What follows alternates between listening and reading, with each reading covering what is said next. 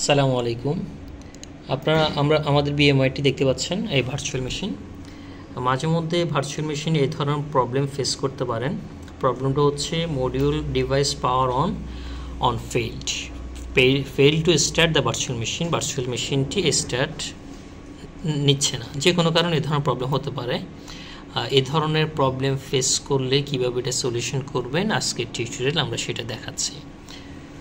আপনাকে প্রথমে এই হার্ডওয়্যার এই কনফিগারেশন ফাইলে যেতে হবে।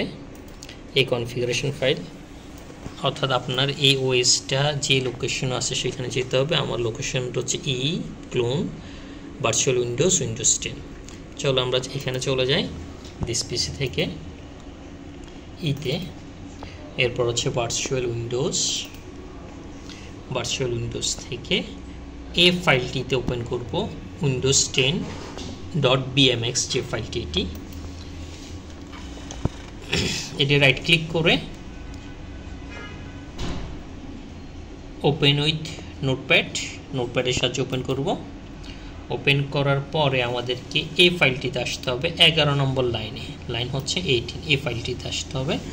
এখানে যে ট্রু লেখাটা আছে এটাকে আমরা ফলস করে দেব। এরপর আপনি এটাকে সেভ করবেন, ফাইল সেভ। এরপর আপনি এটাকে ক্লোজ করে দিতে পারেন। এখন আমরা আমাদের মেশিনটিকে পাওয়ার অন করব।